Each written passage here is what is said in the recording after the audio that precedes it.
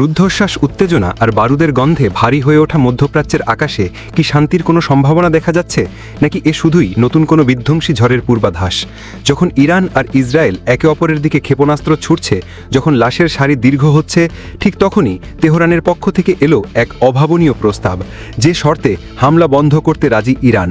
কি সেই শর্ত, আর ইসরায়েলি বা কী ভাবছে? বিস্তারিত জানাতে সরাসরি চলে যাচ্ছি আমাদের নিউজ ডেস্কে। ঠিকই বলেছেন, যখন দুই দেশের আকাশসীমা আংশিকভাবে বন্ধ, যখন গোটা বিশ্ব তাকিয়ে আছে আরেকটি বিশ্বযুদ্ধের আশঙ্কায়, তখন ইরানের পররাষ্ট্রমন্ত্রী আব্বাস আরাঘচি দিলেন যুদ্ধবিরতির প্রস্তাব। তবে এটি নিঃশর্ত নয়। তেহরানে বিদেশি কূটনীতিকদের সঙ্গে এক জরুরি বৈঠকে তিনি স্পষ্ট ভাষায় জানিয়ে দিয়েছেন, ইসরায়েল যদি তাদের আগ্রাসন বন্ধ করে তবে ইরান তার হামলা থামাবে। আমরা আত্মরক্ষার অধিকার প্রয়োগ করছি, ইসরায়েল হামলা থামালেই আমরা উত্তেজনা হ্রাস করব।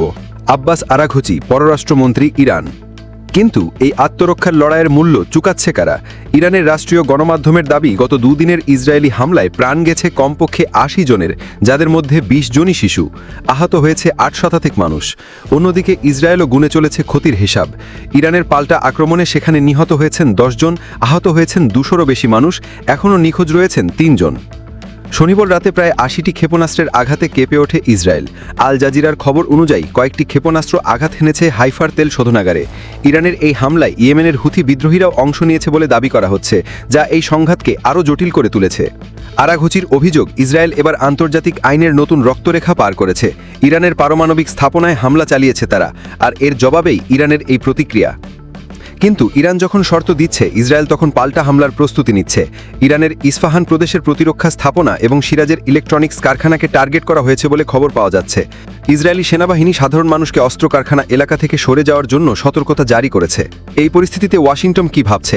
মার্কিন প্রেসিডেন্ট ডোনাল্ড ট্রাম্প জানিয়েছেন, ইসরায়েলের হামলায় তাদের কোনো সম্পৃক্ততা নেই, তবে তিনি হুঁশিয়ারি দিয়ে বলেছেন, আমেরিকার উপর কোনো হামলা হলে তার ফল হবে ভয়াবহ। ধন্যবাদ তোমাকে। তাহলে পরিস্থিতি অত্যন্ত জটিল। একদিকে ইরানের শর্ত সাপেক্ষে যুদ্ধবিরতির প্রস্তাব, অন্যদিকে ইসরায়েলের নতুন হামলার প্রস্তুতি আর আমেরিকার প্রচ্ছন্ন হুঁশিয়ারি। প্রশ্ন হলো, ইরানের এই প্রস্তাব কি সত্যি শান্তির পথে এক ধাপ অগ্রগতি, নাকি এটি একটি কৌশলীগত চাল, আরও বড় হামলার আগে নিজেদের পক্ষে আনার চেষ্টা? ইসরায়েল কি এই শর্ত মানবে, নাকি মধ্যপ্রাচ্য জুড়ে ছড়িয়ে পড়বে যুদ্ধের লেলিহান শিখা? প্রতিটি মুহূর্তের আপডেটের জন্য চোখ রাখুন আমাদের পর্দায়।